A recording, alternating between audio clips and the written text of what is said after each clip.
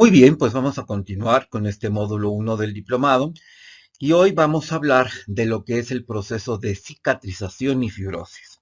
Hemos visto anteriormente que cuando, por ejemplo, un paciente es sometido a una cirugía estética o a algún otro tipo de procedimiento quirúrgico, ¿verdad? Va a suponer primero un proceso de inflamación. Teníamos que entender primero cómo era el proceso de inflamación para posteriormente saber cómo este proceso desencadena la cicatrización y cómo vamos a reparar estos tejidos.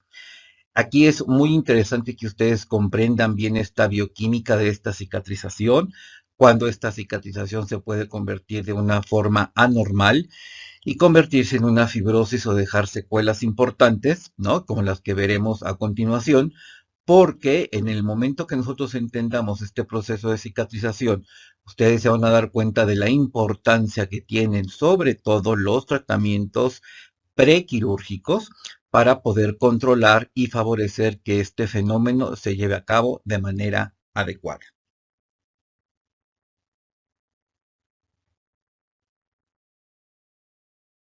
¿Qué es la cicatrización? Bueno, pues se define como el conjunto de fenómenos moleculares, celulares y bioquímicos que fisiológicamente se suceden y permiten ocluir las lesiones de la piel y su posterior reparación.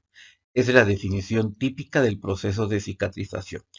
Recordemos, por ejemplo, pensemos que entra el cirujano con el bisturí y va a hacer un corte con el láser, etcétera, y va a hacer un corte para reacomodar ciertos tejidos, extraer material, tejido graso, etcétera, ¿no? Reponer algunos tejidos blandos, etcétera. Entonces, todo esto va a generar traumatismos importantes que van a desencadenar primero en el proceso de inflamación y posteriormente el cuerpo va a tratar con el conjunto de moléculas, células y cascadas de fenómenos bioquímicos, que todo esto se regenere, que todo esto se componga, digamos, para que podamos tener una reparación completa de este tejido.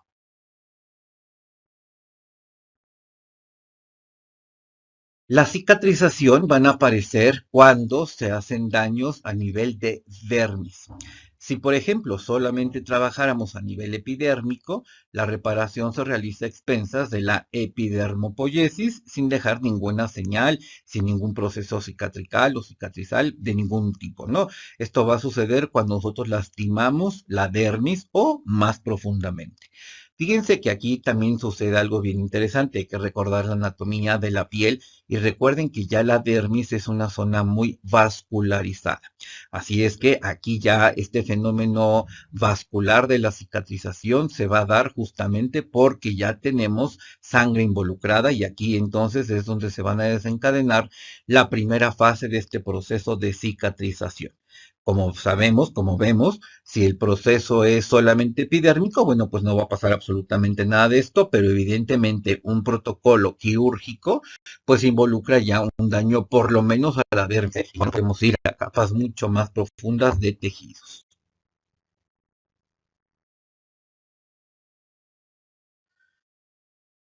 ¿De qué está compuesta una cicatriz? ¿Qué es una cicatriz? Bueno, pues una cicatriz, fíjense que básicamente es un tejido fibroso, es decir, tenemos una gran cantidad de fibras de colágena o colágeno, ¿ok?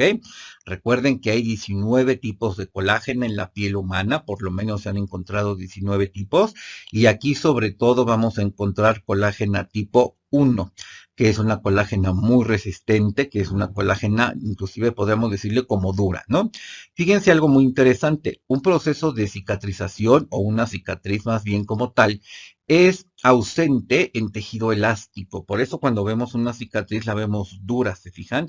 Vemos esta zona rígida, vemos esta zona sin plasticidad, sin tantas propiedades mecánicas.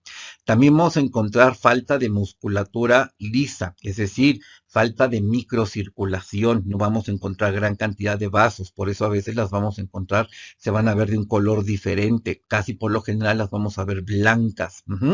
También hay ausencia de pelo, ausencia de glándulas sebáceas y sudoríparas, por lo tanto hay un déficit de factor de humectación natural, esa zona no está bien hidratada, por eso vemos una textura también diferente y también tenemos pérdida de papilas dérmicas. Como ven entonces, pues es un tejido básicamente fibroso, insisto, de colágena. Y aquí, fíjense, es algo bien interesante. Cuando nosotros ya tenemos una cicatriz, es decir, cuando el paciente o su cliente ya llega con un proceso de cicatrización o ya tiene una cicatriz de mucho tiempo, la verdad es que es muy difícil recuperar esta cicatriz, este tejido. Hoy algunos cirujanos lo intentan con láser y lo que intentan es volver a hacer otro daño para tratar de que este proceso de cicatrización se dé de una manera adecuada. No siempre es posible, así es que nuestro trabajo desde el punto de vista cosmiátrico sería tratar de proporcionarle justamente propiedades mecánicas, propiedades elásticas a este tejido, pues por lo menos para disimular un poco su presencia, ¿no? Ya veremos más adelante en el video cómo podemos trabajar con ciertos activos para tratar de estimular la producción de elastina. Aquí lo que nos hace falta son fibras elásticas, nos hace falta una buena humectación, una buena hidratación, hay que reponer la barrera lipídica. Le repito, esto no va a quitar la cicatriz, pero de alguna manera va a mejorar mucho su aspecto porque vamos a trabajar sobre las propiedades mecánicas de ese tejido cutáneo.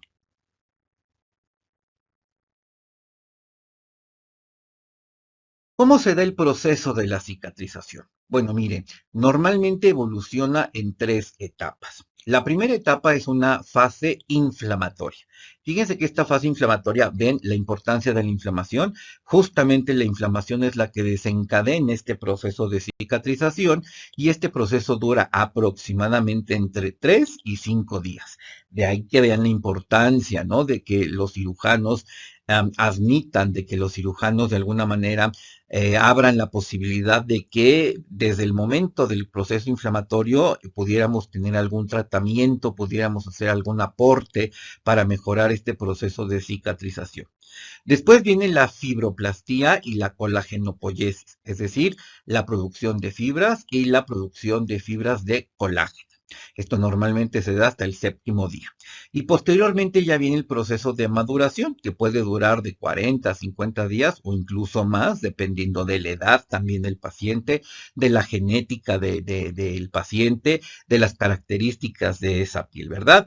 Y este proceso, pues el contenido de colágena se va, digamos, mejorando, se va acompañando de una remodelación progresiva, se va rompiendo las fibras de colágena para que vuelvan a tener otras y entonces tiene que haber un equilibrio entre la síntesis y destrucción de colágena, ¿verdad? Que esto va a ir generando un proceso de cicatrización normal. Ojo, no todos los pacientes tienen procesos de cicatrización anormales, ¿eh? Es lo que buscamos, es lo que queremos, que tras la cirugía, ¿verdad? Pues este proceso de cicatrización sea lo más adecuado. Ahora, si este proceso no se atiende de manera adecuada, pues sí que puede sufrir alteraciones. Fíjense, cuando al final de la maduración, es decir, que hayan pasado unos 60 días aproximadamente, 2, 3 meses más o menos en promedio, se sigue haciendo la colagenopoiesis, es decir, yo sigo fabricando colágena, pero no la destruyó, sino que ya rompí este equilibrio entre síntesis y destrucción, entonces ahí es donde aparece justamente la posibilidad o la probabilidad de que se pueda formar una cicatriz hipertrófica o incluso un queloide, que es una cicatriz pues enferma y que ya veremos también un poco más adelante. Vamos a revisar entonces poco a poco cuáles son las fases del proceso de cicatrización. Ya vimos que, bueno, viene el traumatismo. Pensemos que el paciente entra a quirófano y se va a hacer ya algún tipo de procedimiento quirúrgico, ¿no? Ya sea facial, corporal, ambos, etcétera. Entonces, hay una apertura de la barrera cutánea que puede ser con un bisturí, que puede ser con un láser, les decía. Por supuesto, hay sangrados y empiezan las lesiones vasculares y nerviosas. Esto va a traer como consecuencia, entonces, les decía que la sangre genere un proceso de coagulación, ¿verdad? Se libera toda una cascada de sustancias químicas que van a favorecer la coagulación, que se conoce como el complemento o la cascada de coagulación. Recuerden que estos fenómenos vasculares inmediatamente desencadenan el proceso de inflamación, ¿m? Y la idea básicamente es tratar, ¿verdad? El cuerpo va a tratar de formar inmediatamente o lo más rápido posible una agregación plaquetaria junto con el depósito de la fibrina, que es una proteína. Esta combinación de plaquetas con esta fibrina va a formar un coágulo. ¿Por qué? Bueno, pues porque evidentemente el cuerpo, a través de su sistema homeostático, va a tratar de evitar que nos desangremos, que perdamos una gran cantidad de sangre, y entonces este mecanismo es lo primero que se va a dar. El fenómeno vascular acompañado con el proceso de la inflamación. ¿Para qué? Para tratar de ir formando el coágulo. Les decía que hoy, por ejemplo, hay técnicas quirúrgicas, por ejemplo, con un láser mucho más especializado, ¿verdad? Un láser, un bisturí con láser, es decir, el láser mucho más complejo que muchos cirujanos plásticos van a tener en sus consultorios, en donde al mismo tiempo que están cortando, se están favoreciendo esos procesos de coagulación. Aunque si el protocolo es un poco más tradicional, por ejemplo, el cual incluye un bisturí, bueno, pues esto se va a ir dando, estos fenómenos se van a ir dando, ¿ok? Aquí entonces lo primero que tenemos que tener es el coágulo y posteriormente también, o de la mano, a la par, el proceso inflamatorio. ¿Por qué el proceso inflamatorio? Porque acuérdense que habríamos platicado que la inflamación es justamente el mecanismo de alarma, el mecanismo de defensa del cuerpo, ¿verdad? Para tratar de controlar y de reparar este tejido que evidentemente pues está siendo lastimado, está siendo dañado desde el punto de vista de tejidos y de células y de moléculas. Una vez que este proceso se ha dado, pues entonces aparece ya el proceso de la fibroplastía. Es decir, aquí los fibroblastos van a tener un papel muy importante porque aquí lo que va a pasar básicamente es que este fibroblasto se puede diferenciar. Es decir, fíjense cómo esta célula es maravillosa porque puede tomar, puede adquirir, puede diferenciarse a través de factores de crecimiento, ¿verdad? En una forma tubular, constituyendo o reponiendo lo que son arterias, arteriolas o capilares. ¿Ok? Posteriormente también hay muchos fenómenos tisulares del tejido provocado por este deterioro vascular. Evidentemente, pues aquí vamos a perder, hay zonas que se va a perder sangre, disminuye la presión sanguínea, se acuerdan del éstasis venoso, al disminuir el flujo de sangre, pues hay anoxia, es decir, no llega oxígeno, muchas de las células que están alrededor de donde se hizo la herida mueren, ¿verdad? Y hay un fenómeno de muerte tisular y posteriormente se libera calcio y sodio para que activen a ciertas enzimas que tenemos en la dermis, que se acuerdan que se llaman metaloproteinasas y que van a ir a romper justamente colágeno, elastina, hialurónico, etcétera, para que haya una degradación tisular. Uno diría, bueno, pero ¿por qué se favorece la muerte celular y la degradación y la necrosis? Bueno, pues porque obviamente hay células muy dañadas, ¿se fijan? Y entonces el cuerpo, digamos que entre comillas, decide que es mejor que se mueran para que reparen completamente, que tengamos células nuevecitas completamente y que no tengamos ningún problema en este sentido. Por otro lado, también los fibroblastos que están en su forma activa y que se conocen como fibrocitos van a generar gran cantidad de mensajeros químicos, entre ellos principalmente factores de crecimiento, que son los que van a reparar ese tejido conjuntivo. Cuando hablamos de tejido conjuntivo nos referimos a la matriz extracelular, ¿ok?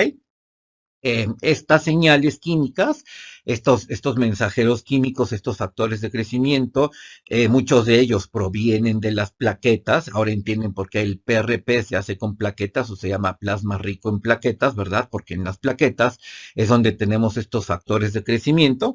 En el procedimiento estético me sacan sangre, después rompemos las plaquetas para que se liberen. En el proceso de cicatrización, este fenómeno se va a dar de manera natural. ¿Se acuerdan que el coágulo puso muchas plaquetas? Se activan las plaquetas y posteriormente viene la liberación de estos factores de crecimiento a partir de estas plaquetas, ¿verdad? Entonces, estas señales como por ejemplo el factor de crecimiento transformante beta, el factor de crecimiento derivados de plaquetas, etcétera, son los que van a decirle al fibroblasto, oye, fíjate, te tienes que poner a hacer colágena, te tienes que poner a hacer fibras elásticas, te tienes que poner a hacer proteoglicanos, que son muy importantes, fibronectina, etcétera, una serie de proteínas, de glucosaminoglicanos que van a reparar todo ese tejido conjuntivo. Hasta aquí piensen que esto es un proceso normal, que aquí no estamos hablando de queloides ni hipertróficas, esto es lo que sucede normalmente y recuerden que este caso de queloides hipertróficas y una mala cicatrización no se da en todos los pacientes, ¿eh? En algunos sí que se dan, pero en otros no, así es que este proceso se va a dar de manera normal. Ya posteriormente vamos a ver por qué es que hay algunos pacientes que alteran este proceso de cicatrización.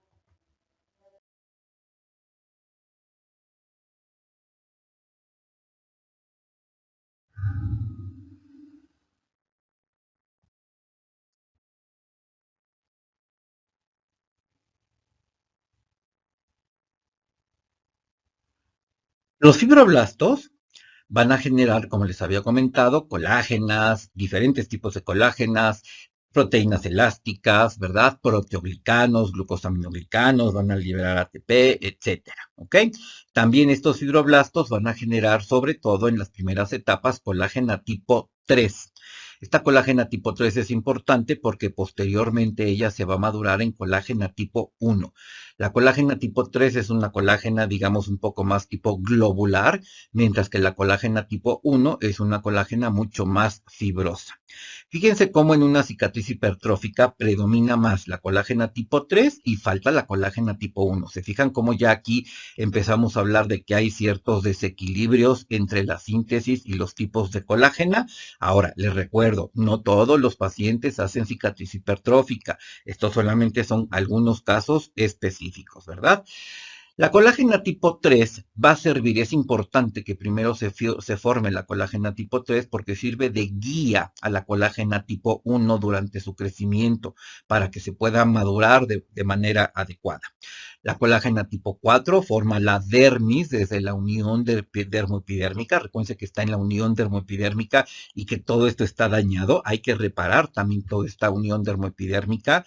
La colágena tipo 12, por ejemplo, cubre al colágeno tipo 1 y se asocia con la matriz extracelular para que esa colágena, digamos, se integre directamente de una manera mucho más, una comunicación más intensa con la matriz extracelular.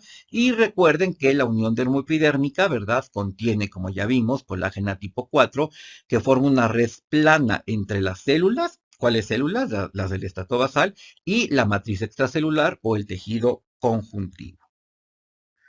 Algo muy interesante, fíjense, la resistencia de una cicatriz es proporcional al contenido de colágena. ¿Qué quiere decir esto? Que entre más colágena yo produzca, pues más dura, más resistente, más difícil va a ser este proceso de cicatrización. ¿Ok? Fíjense cómo la síntesis de colágeno aparece desde el primer día. La mayor síntesis se produce entre los días 5 y 7 y puede durar inclusive hasta 12 meses, ¿eh? De manera normal, hay un equilibrio entre la degradación y la síntesis de colágeno. Recuerden también que vamos a tener proteínas como las metaloproteinasas, en este caso las colagenasas, que si hay un exceso de colágena, esta colagenasa va, la rompe y entonces otra vez voy a generar. Si esa colágena está mal formada, entonces otra vez aparece la colagenasa, la rompe y el fibroblasto vuelve a formar. Este es un equilibrio normal, sano, una piel sana que va a pasar. De pronto hay ciertas situaciones que van a romper este equilibrio y entonces puede ser que yo siga produciendo colágena, ¿verdad? Durante este proceso de cicatrización, pero que ya no la rompa.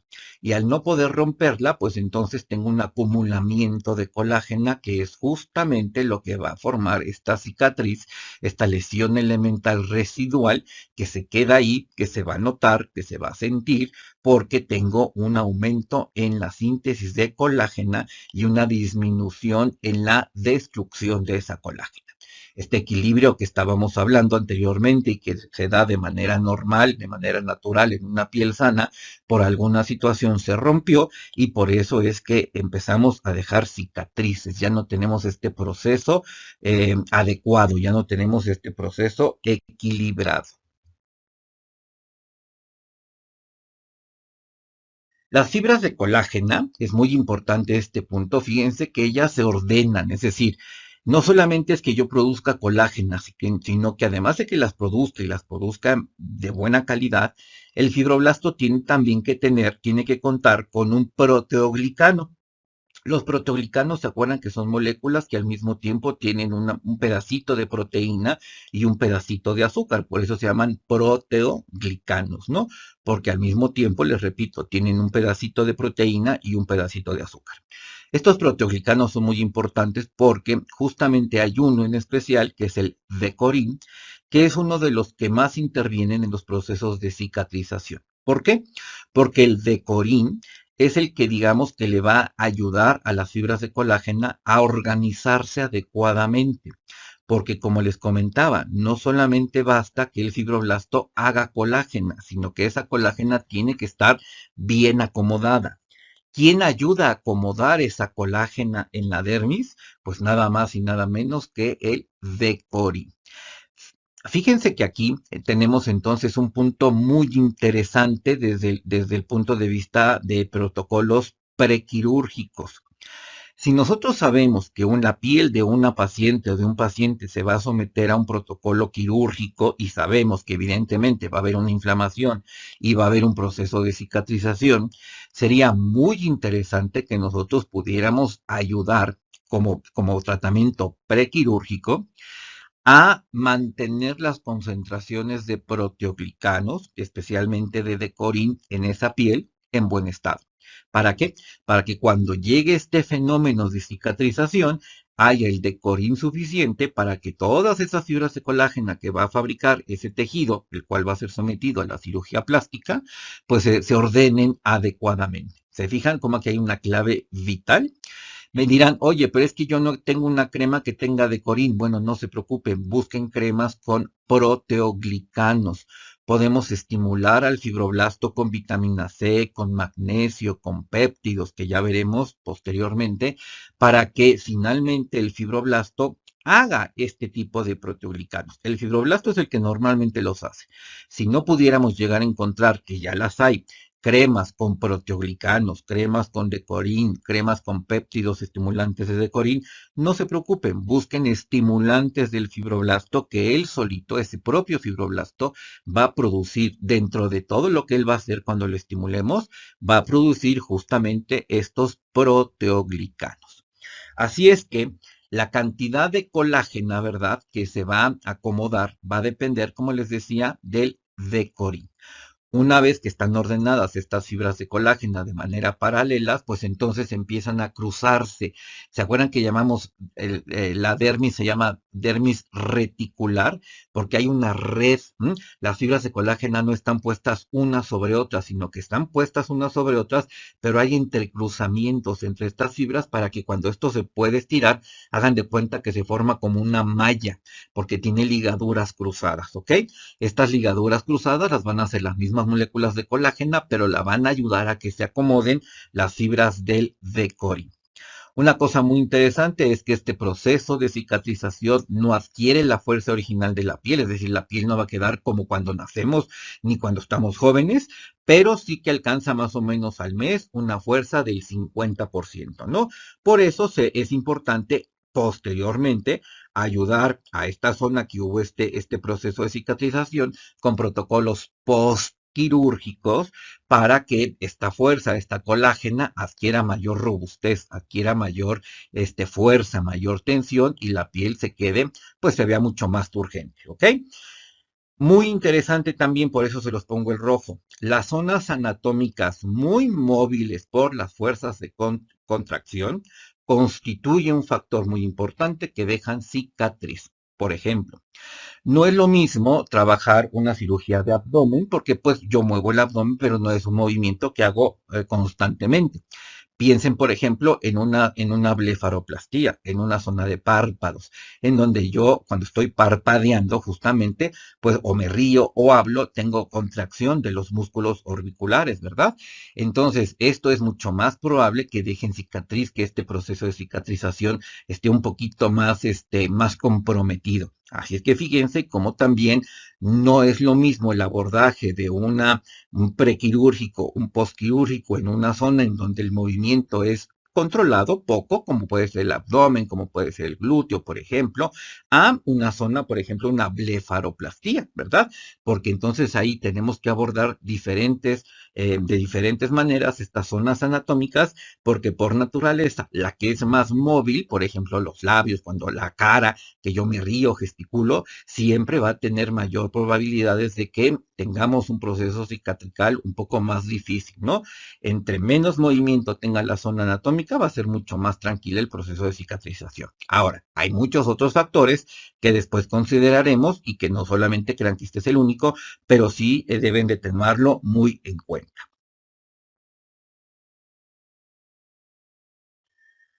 ¿Qué pasa si el problema es epidérmico o cómo se recupera la epidermis? Bueno, una vez que se ha recuperado la dermis, pues entonces la propia dermis, el propio fibroblasto, empieza a mandar factores de crecimiento epidérmicos, ¿verdad? ¿Para qué? Para que las células basales se aplanen, para que haya proliferación de queratinocitos, para que se active la mitosis en los bordes de las heridas, para que empiece la síntesis de la unión dermoepidérmica y digamos que de abajo desde la unión dermoepidérmica al estrato basal se va a ir reconstruyendo esto de abajo hacia arriba. ¿Por qué? Porque se empieza a activar la colágena tipo 4, la laminina, el pemphigoide cicatrical, que todos ellos forman parte de la unión dermoepidérmica. Si se fijan, ya estamos en el borde de la dermis, ¿no? Que está en contacto prácticamente directo con la epidermis.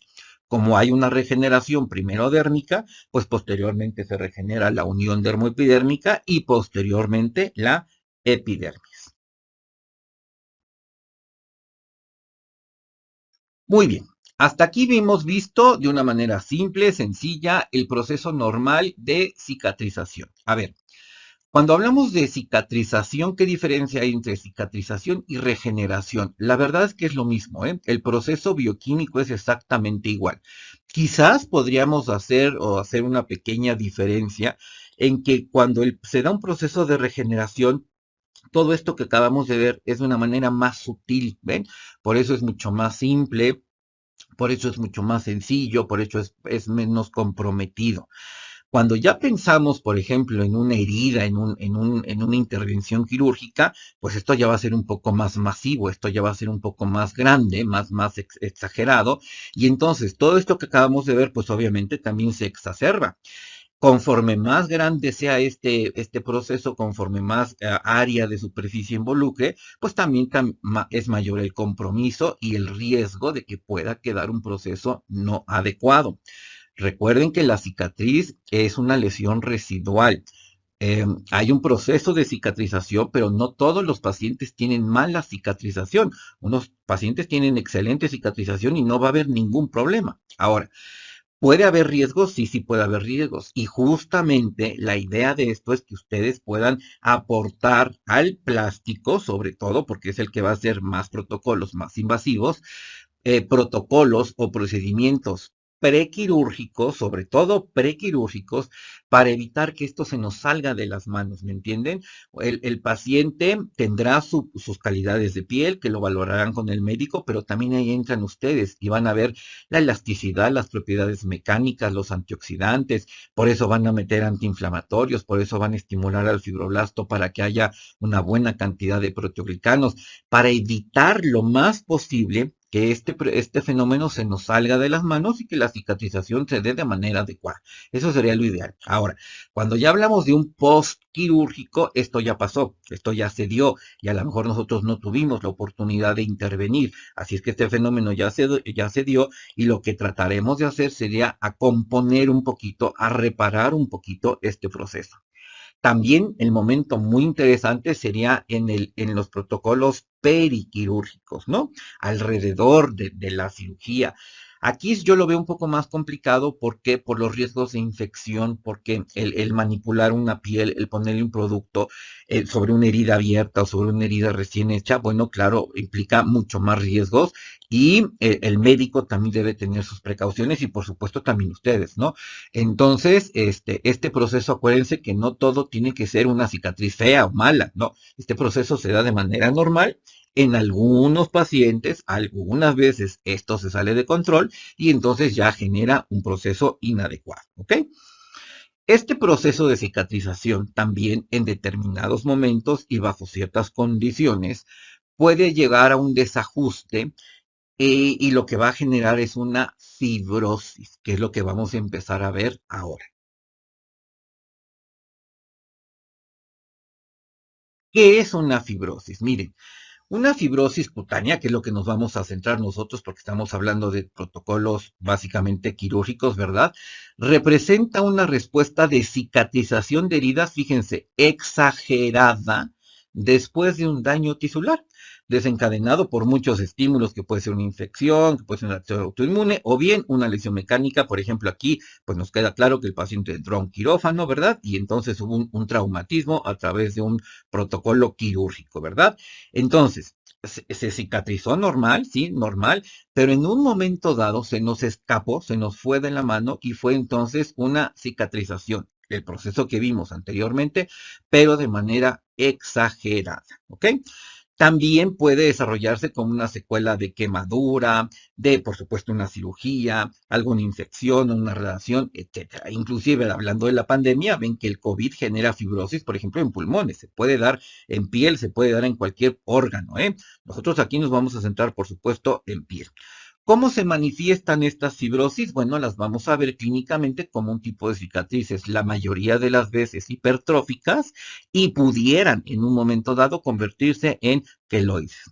La fotografía que les pongo, bueno, pues habla por sí sola. Ahí donde vemos claramente este proceso de fibrosis que ya se dio. Acuérdense, aquí el paciente no está inflamado, no nada. Aquí este paciente llegó así con ustedes, quizás se hizo una lipo, no lo sé, y ya llegó este proceso, ya este proceso se dio de manera exagerada. Entonces, una fibrosis es una proliferación excesiva de fibroblastos con un depósito de matriz extracelular rico en colágeno. ¿Se acuerdan que producimos más colágeno y ya no lo rompimos? Que puede afectar cualquier órgano, provocando cicatrices permanentes y a veces deterioro de la función orgánica. Y por supuesto, también alteraciones estéticas, ¿verdad? Nosotros no queremos que se generen fibrosis después de una cirugía, porque pues evidentemente, si nos hicimos una cirugía es como para tener una mejoría en nuestra apariencia, una apariencia estética mucho más adecuada, ¿verdad? Entonces aquí lo que queremos es evitar justamente estas fibrosis, ¿ok?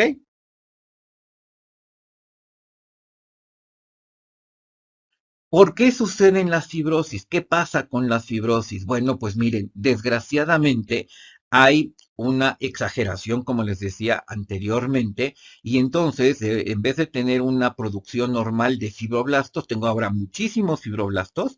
Por lo tanto, esos muchos fibroblastos también van a producir muchos tipos de colágena, ¿verdad? Y esa colágena va a empezar a alterarse. Entonces, las células o lo que vamos a encontrar debajo de una fibrosis, fíjense ahí en la diapositiva, ustedes pueden ver, fíjense cómo tenemos a los fibroblastos de manera exagerada, ¿verdad? Y muchas fibras de colágeno. Aquí les señalo las fibras de colágeno y aquí les señalo los fibroblastos. Si se fijan, los tenemos de mayor cantidad. Esta es una foto real de una fibrosis, ¿eh? Las células entonces vamos a tener en este tejido que se llama degranulación, porque es el proceso que también se llama el proceso de maduración, ¿se acuerdan? Que hablamos de la cicatrización. Pues entonces tenemos una gran cantidad de fibroblastos que van a producir una gran cantidad de colágeno tipo 3, por supuesto tipo 1, fibronectina, etcétera, y que forman un marco estructural para la adhesión. O sea, se van a adherir mucho estas células, entonces se van a como compactar, ¿no? Esto sucede a respuesta a diversos factores de crecimiento, de citocinas que van a estar ahí. O sea, es que ya el proceso de inflamación acabó, pero otra vez por alguna razón aparecen otra vez las citocinas proinflamatorias, los fibroblastos otra vez entonces van a proliferar. Y aquí fíjense que sucede un fenómeno muy interesante. Estos fibroblastos que están proliferando se convierten, se van a diferenciar en miofibroblastos. Un miofibroblasto es un fibroblasto que expresa una gran cantidad de proteínas, entre ellas las alfa-actina, ¿verdad? Que van a ser moléculas claves para la reparación de los tejidos normales. Ahora, como tenemos exceso de estos miofibroblastos, pues entonces van a empezar a generar la fibrosis. ¿Se fijan? Yo tenía un proceso de cicatrización adecuado, pero por algo pasó que otra vez se volvió a inflamar. Yo empecé a mover demasiado, se rompió, no cicatrizó bien, se infectó la herida, no sé, algo pasó que otra vez se volvió a dar un proceso de inflamación. Este proceso de inflamación estimuló a los fibroblastos. Estos fibroblastos, con tal de arreglar este daño y con este estímulo que está teniendo otra vez nuevamente, se convierten en miofibroblastos para decir, bueno, ahora si como fibroblasto funcioné, ahora como miofibroblasto voy a funcionar más, esto va a tener que a quedar bien adherido, ¿verdad? Y entonces, porque yo tengo que reparar este tejido, pero produzco tanto que ahora, pues ese exceso se convierte en lo que conocemos nosotros como fibrosis.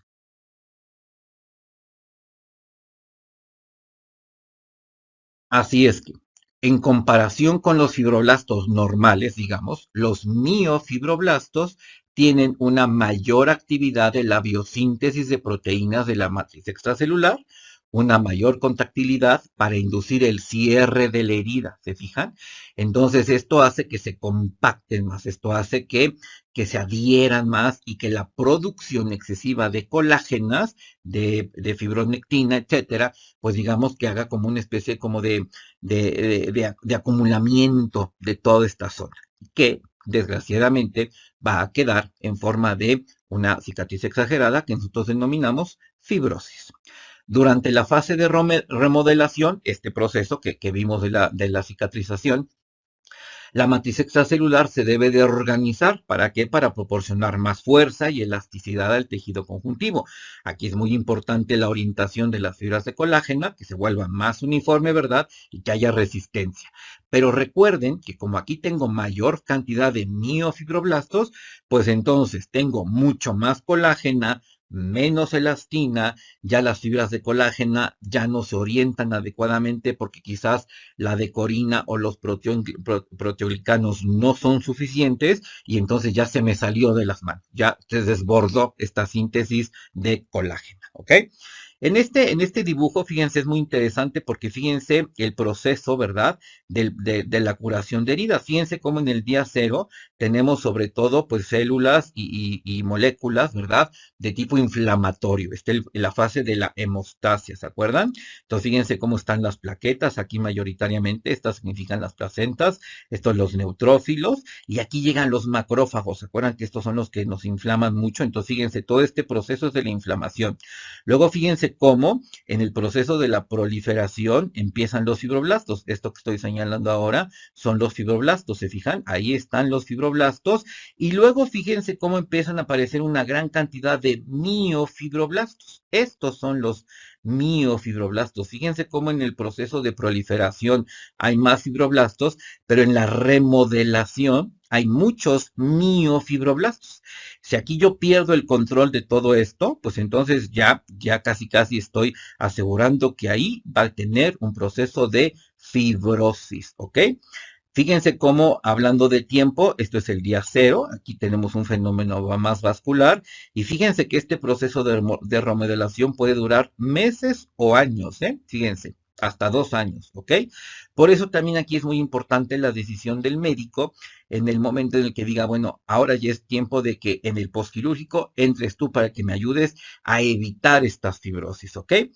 ¿Cómo podemos evitar en gran medida la fibrosis? Controlando la inflamación, evitando que esta herida se vuelva a inflamar, evitando que esta herida, que este proceso de proliferación sea inadecuado, evitando que haya más fenómenos que afecten para que otra vez se vuelva a inflamar y se vuelva a regenerar, ¿ok? Aquí lo que es muy importante que ustedes entiendan es que entre más tiempo dure el proceso de inflamación, entre más severa sea la inflamación, más riesgo corro en el momento de la remodelación de la cicatrización. Es decir, a mayor inflamación, mayor probabilidad de fibrosis. Así es que eso tienen que pensarlo muy bien para en el momento de decidir la propuesta de protocolos prequirúrgicos. Cuando ya llega un paciente, cuando ustedes abordan un paciente peri o postquirúrgico, ya el proceso de inflamación prácticamente ya pasó, ¿eh? Recuerden que la inflamación dura horas, días, ¿ok? Si ustedes llegan a los 15 días, a la semana, a los 40 días que el médico les permite entonces ya poder empezar a hacer algo, pues ya, ya tenemos un problema importante porque ya ese tiempo de la inflamación ya pasó. Entonces, si esa inflamación fue muy severa, ya me va a costar mucho más trabajo tratar de controlar esa remodelación, esa esa posibilidad de la formación de miofibroblastos y de fibrosis es mucho más alta. ¿Cómo evito esto? Claro, porque tampoco se van a meter al quirófano, empezar a meter cremas y eso por supuesto que no, ¿verdad? Pero entonces, aquí la clave está en el prequirúrgico, en los protocolos prequirúrgicos, que no es que no haya inflamación, por supuesto que el tejido se va a inflamar en un proceso quirúrgico, pero va a estar más controlado, pero ustedes van a poder controlar con estimulantes del fibroblasto, con proteoglicanos, ¿verdad? El proceso de remodelación lo van a asegurar y sobre todo van a controlar la inflamación y la oxidación.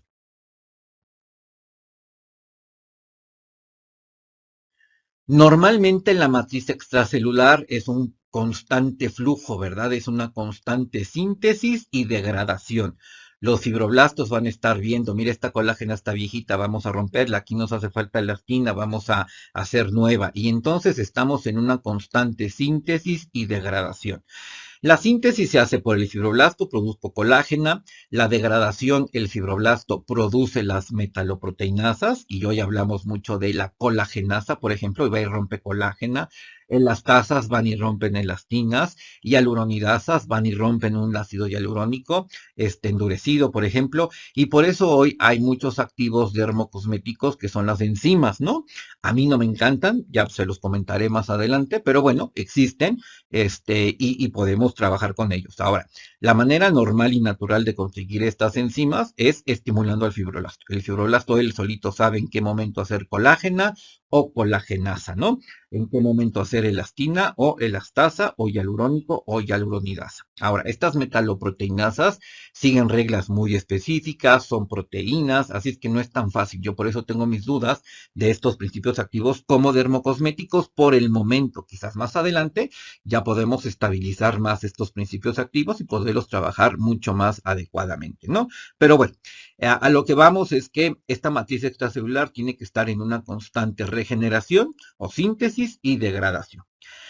Cualquier cosa, cualquier perturbación de cualquier fase de la cicatrización de heridas puede cambiar justamente este equilibrio, esta síntesis y degradación a un estado patológico y entonces volverse una sobrereparación, una sobrecicatrización que está caracterizada por una deposición excesiva de colágena y la incapacidad de restaurar la función tisular. Es decir, ya las fibras de colágena invadieron y ya no hay síntesis de colagenasa, ya esto ya se salió de las manos y esto entonces es lo que resulta en una fibrosis, ¿ok?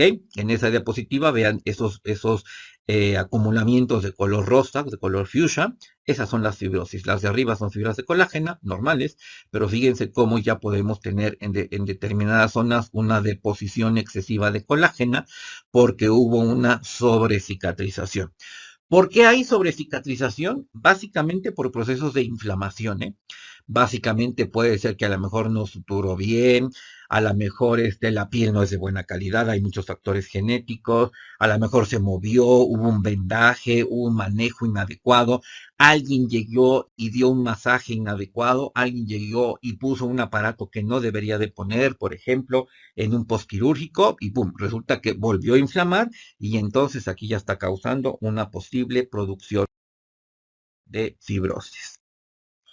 ¿Qué diferencia hay entre cicatrización y fibrosis? Bueno, la forma del tejido cicatrical es un resultado esperado, les decía, no todo tiene por qué ser feo, ¿no? El proceso de cicatrización, regeneración puede ser muy normal, ¿ok?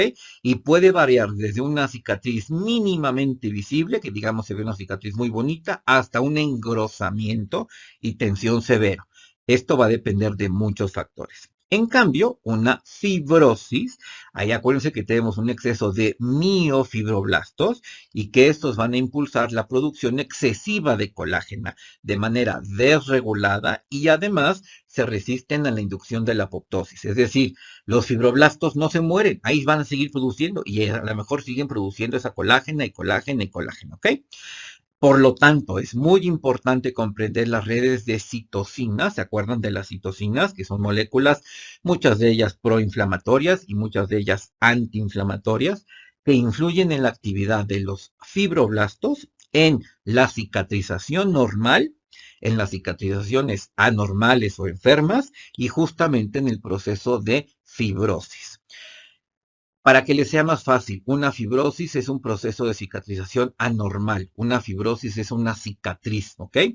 Eh, ¿Por qué se dio esa cicatriz? Como ya hemos visto, porque hubo un desequilibrio en estos fenómenos, sobre todo de inducción, que son los fenómenos de inflamación, y de control de esta, que son los fenómenos de citocinas o procedimientos antiinflamatorios. ¿Ok?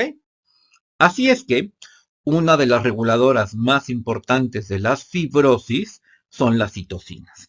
Las citocinas, acuérdense que son proteínas que se generan en muchas células del cuerpo humano y que hay muchos tipos de citocinas, ¿no? Hay citocinas proinflamatorias, que no es que sean malas, ellas nos van a ayudar a que se desencadene todo esto y cuando trabajan normalmente no tenemos por qué tenerles miedo, al contrario, qué bueno que están estas citocinas proinflamatorias para que regeneren la piel.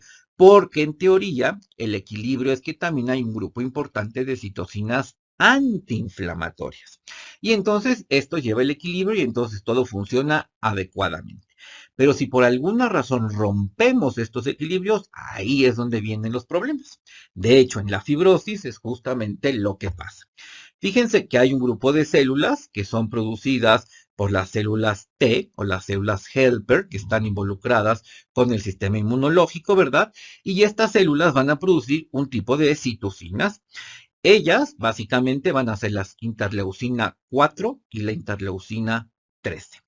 Cuando yo rompo un equilibrio con estas citocinas producidas por estas células T helper, pues entonces tengo una posibilidad de un desorden fibroproliferativo. Puedo tener básicamente cicatrices cutáneas, cicatrices enfermas como las queloides y por supuesto una cicatriz o una fibrosis, ¿verdad? Una cicatriz que la vamos a denominar fibrosis. Así es que aquí la parte medular, o por qué en esos pacientes, porque hay más fibrosis, es porque se ha generado esta producción de citocinas, básicamente la interleucina 4 y la 13, a través de las células Helper.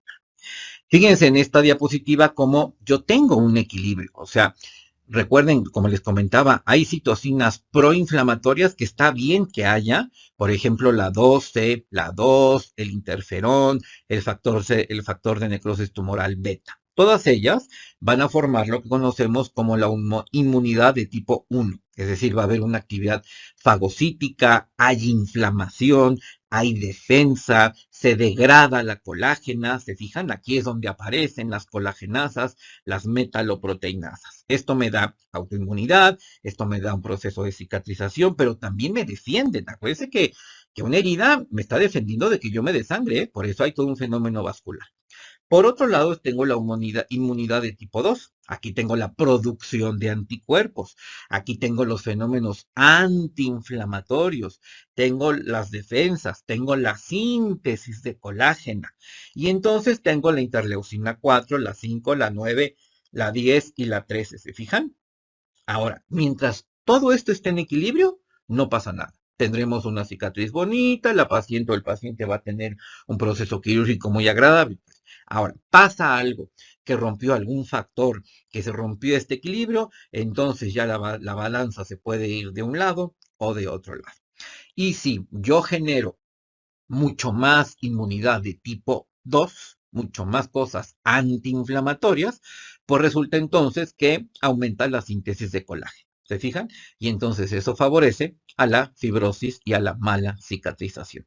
Ahora, ¿por qué aumentaría ni citocinas antiinflamatorias?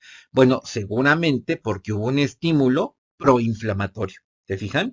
O sea, yo no decido porque se me da la gana producir proteínas o citocinas antiinflamatorias nada más porque sí. Yo las estoy produciendo porque hay como respuesta a algo, algún estímulo que me está haciendo que me inflame. Entonces, fíjense cómo cuando yo hice ya el cirujano entró, hizo su trabajo y todo quedó perfecto, pero algo pasó que vuelve a producir una inflamación. Ahí es donde se rompe el equilibrio porque entonces mis células van a producir, mis células de sobre todo tipo inmunológico, van a producir sobre todo la interleucina 4 y la 13, que son antiinflamatorias, ¿verdad? Y que le van a decir al fibroblasto, sigue haciendo colágena, tú no te pares, tú sigue haciendo colágeno.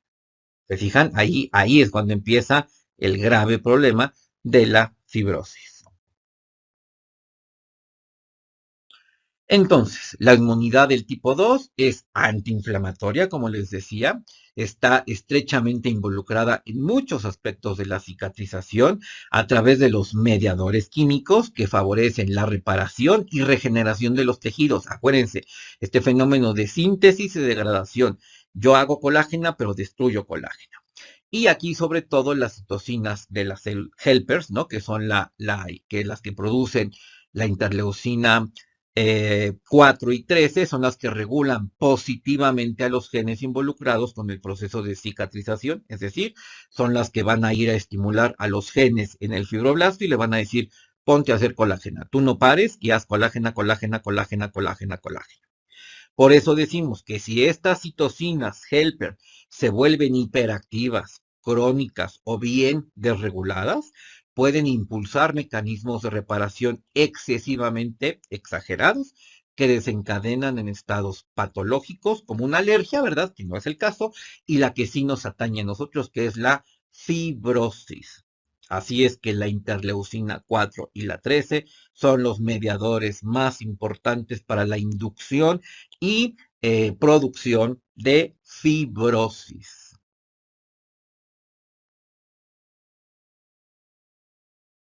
La activación persistente, como les decía, de esta señalización de estas interleucinas conduce a una ruptura del equilibrio y entonces se hay más producción de colágeno, ¿ok? ¿Quién produce estas interleucinas 4 e interleucinas 13? Bueno, generalmente las células T, ¿verdad? Las asesinas naturales, las células killer, mastocitos, eosinófilos, macrófagos. ¿Se acuerdan de los macrófagos en el proceso de la inflamación? Sobre todo los macrófagos tipo 1, que son los que más inflaman, inflaman, inflaman. Ellos son los que también van a producir este tipo de interleucinas. Ahora entienden y asocian por qué si hay muchos macrófagos tipo 1, por ejemplo, hay más producción de interleucina 4 y 13 y por lo tanto hay más producción de fibrosis. Recuerden que la interleucina 4 y 13 favorece la proliferación de fibroblastos, hace que se conviertan en miofibroblastos y hace que haya una producción exagerada de colágeno. Las tres cosas que yo necesito para tener una fibrosis.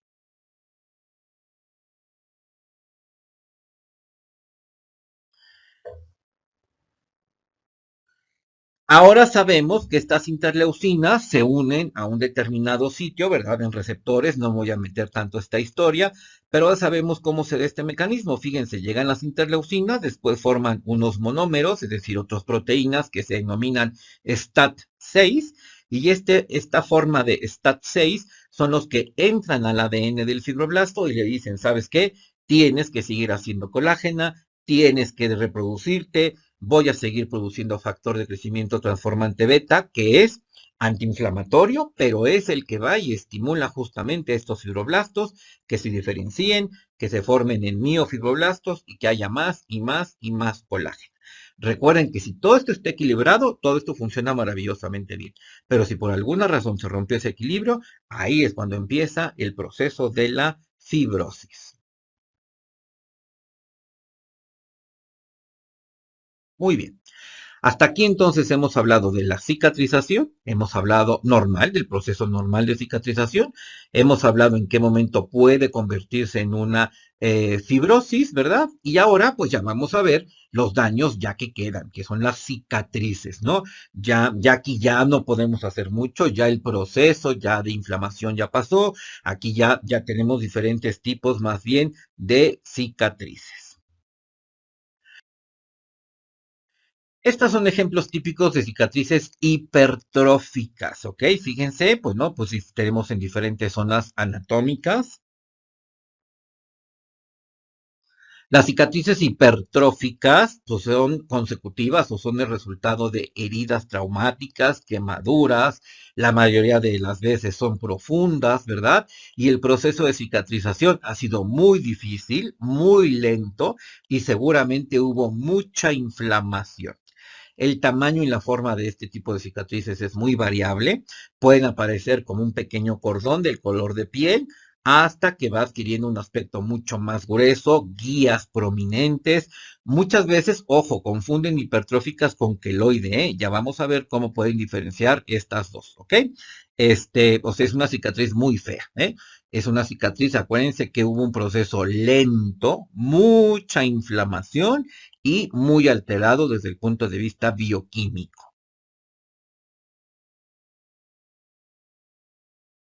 Las cicatrices hipertróficas siempre van a permanecer restringidas al área de la lesión. ¿Qué significa esto? Que si ustedes ven el corte, por ejemplo, del bisturí, ¿no? En el abdomen, por ejemplo, pues entonces ahí va a estar muy feo, pero sigue la línea del bisturí. No van a salirse de la lesión, se van a quedar ahí, muy feas, de color feo, por supuesto obscuras, porque hubo una inflamación y lo más seguro es que haya una producción de melanina importante ahí. Entonces tenemos una hipercromía postinflamatoria junto con la lesión de la cicatriz, ¿verdad?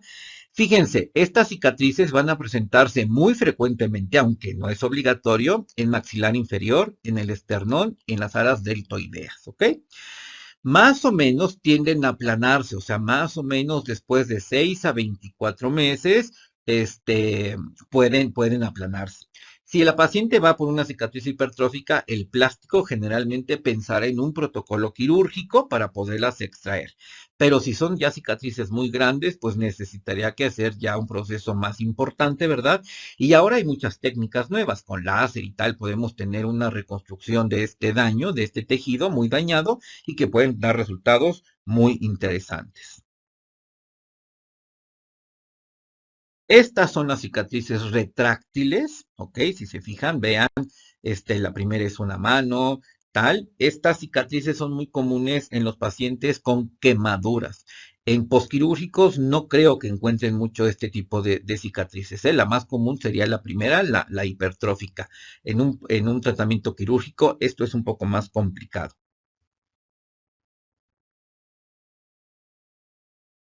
¿Por qué? Porque básicamente son la consecuencia de quemaduras, ya sea de segundo o tercer grado. También se llaman cicatrices viciosas, ¿ok?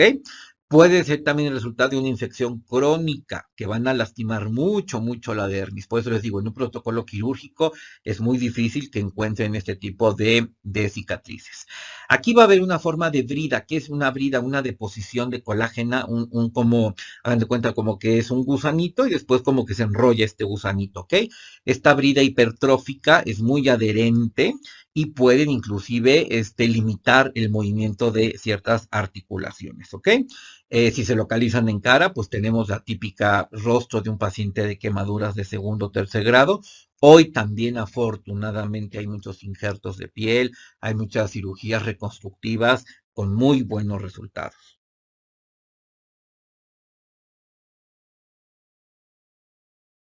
Las cicatrices deprimidas casi siempre también son las típicas secuelas de acné, aunque de pronto sí podemos encontrar, fíjense que una mala sutura, una mala técnica de suturas, ¿no? Una mala técnica quirúrgica pudiera dejar una cicatriz deprimida, ¿eh? Lo más común es que ustedes encuentren en secuelas de acné. Es lo que típicamente el paciente o la gente llama de manera inadecuada, cicatrices o cacarizo. Tiene cacarizos, no ningún cacarizo, tiene cicatrices deprimidas.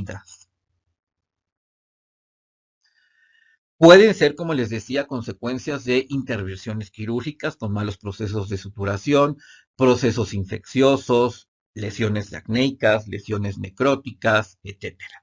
El tratamiento más adecuado para este tipo de cicatrices son los peelings, ¿eh? La microdermoabrasión. Ahora, el plástico también puede entrar y hacer una dermoabrasión, ¿ok?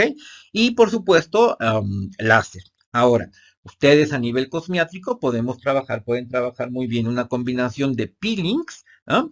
Peelings medios, no necesitamos peelings profundos, profundos, peelings medios, un ácido mandélico, por ejemplo, al 50%, un ácido tricloroacético al 10%, un ácido glicólico al 40-60%, y la combinación de microagujas, por ejemplo, con ácido hialurónico, por ejemplo, con centella asiática, no en la misma sesión, ¿eh? En diferentes sesiones. Y eso les puede ayudar a tener una regeneración muy interesante para este tipo de cicatrices deprimidas. Estas son las queloides. Parecieran hipertróficas, pero fíjense cómo esta queloide se desborda, fíjense cómo esta queloide sale del proceso quirúrgico de la lesión, ¿se fijan? Ya no tiene ni el color adecuado, ya los bordes no son adecuados, fíjense cómo sobresale mucho esta cicatriz queloide. ¿Qué es un queloide? Bueno, pues es una cicatriz enferma, es una cicatriz tumoral exuberante que muestra la mayoría de las características de las cicatrices hipertróficas, pero fíjense, siguen creciendo de tamaño y se extienden fuera de la lesión. Esa es la diferencia entre un queloide y una cicatriz hipertrófica. La hipertrófica ya no crece y la hipertrófica no se extiende fuera de la lesión. El queloide sí. La etiología es desconocida, hay muchas teorías de por qué salen queloides y tal, pero sí lo que sí sabemos es que hay una extensión anormal de este crecimiento, este fibroblasto se pone loco, loco, loco, loco, y entonces sigue reproduciéndose y sigue creciendo, aunque ya no hay estímulos de ningún tipo, ¿eh? Él se sigue reproduciendo, él sigue produciendo colágena, y entonces empieza a formar esta estructura anormal del proceso de cicatrización. ¿Ok? La reacción más excesiva es la queloide, ¿ok? Este procedimiento se los menciono, este tipo de cicatrices se las menciono, pero definitivamente a nivel cosmético no hay gran cosa que hacer, prácticamente yo diría que no hay nada que hacer. Esto lo tiene que hacer el médico, sí que hay protocolos médicos, hay medicamentos que el médico trabaja, por supuesto el plástico puede inclusive tener un tratamiento quirúrgico con láser, por ejemplo, para poder controlar el queloide y a nivel cosmiátrico la verdad es que es muy poco, yo diría prácticamente nada de lo que podemos hacer. Si ustedes tienen un queloide y se les ocurre ponerle un peeling, se les ocurre ponerle algo, pues ese queloide va a exagerarse más, ¿eh? Así es que cuando sospechen de una cicatriz queloide, mejor tengan la supervisión médica y no hagan nada, ni drenajes, ni aparatos, nada, porque esto va a exacerbar más todavía esta cicatriz que ya de por sí es enferma.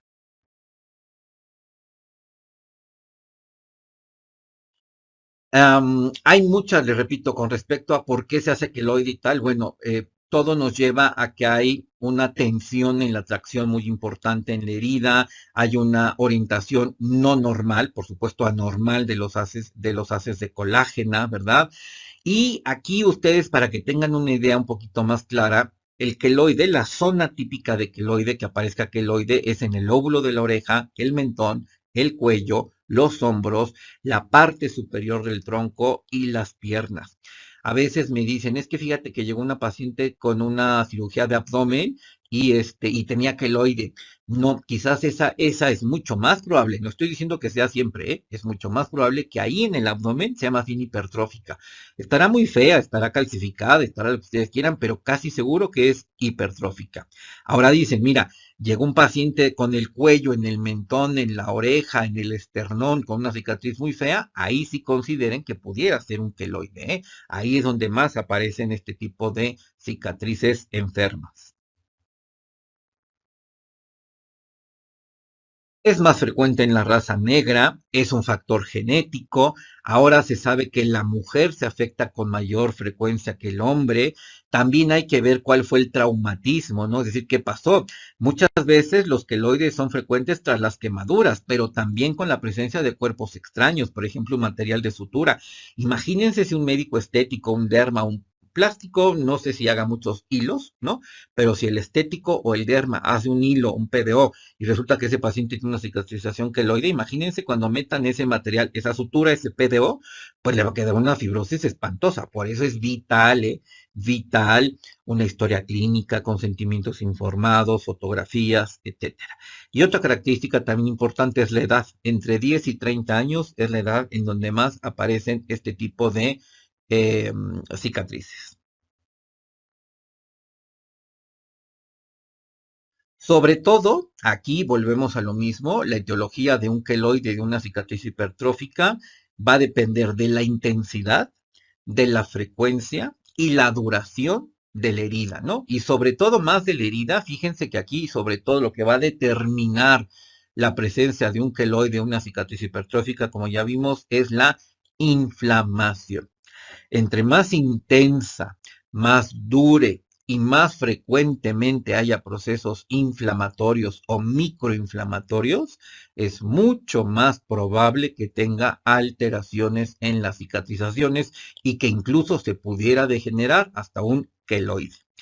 La inflamación en general va entonces a determinar la rapidez con la que puede aparecer este tipo de cicatrización, la dirección y la velocidad y la intensidad con la que esto va a considerar, ¿no? Por supuesto, también hay que hablar de otros factores, ¿verdad? Como los factores genéticos, etcétera, que pueden estar involucrados. Pero definitivamente, lo que es determinante para que tengamos una buena o mala cicatrización, entre otras cosas, es el proceso de la inflamación.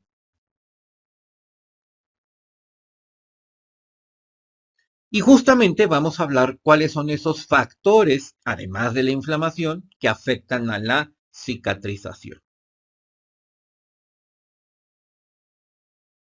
Y aquí tenemos varias causas, ¿no? Por ejemplo, una mala técnica quirúrgica, claro. A ver, Eh, hay de cirujanos a cirujanos. Hay gente que no es cirujano plástico y se hace pasar por cirujanos plásticos.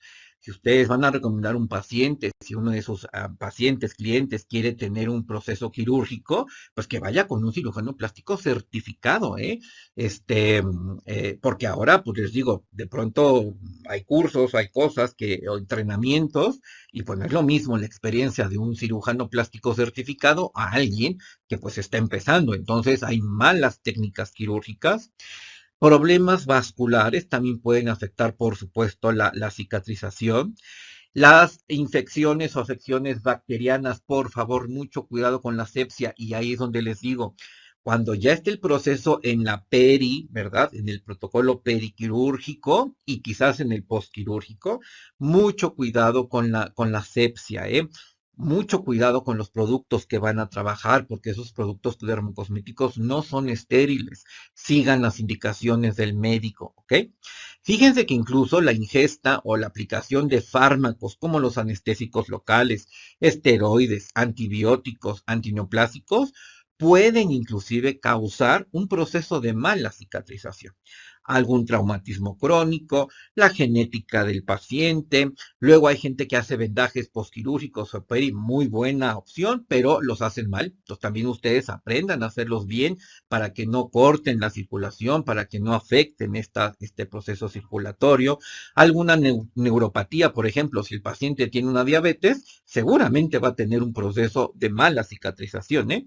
Si está sometido a un tipo de radiaciones, etcétera, que esas radiaciones pueden ser por un proceso terapéutico, pero ojo, también puede ser el sol. Puede ser que ese paciente haya tomado tanto sol, de repente llega a hacerse una cirugía y nunca se hizo un tratamiento prequirúrgico, pues claro que el proceso va a ser malo, ¿no? Inadecuado. Ahora, otra cosa también importante es la edad. No es lo mismo la regeneración de un paciente a los 30, 40 años que un paciente a los 65, 70 años. Ya la edad cronológica, pues también va a determinar un poco la cicatrización.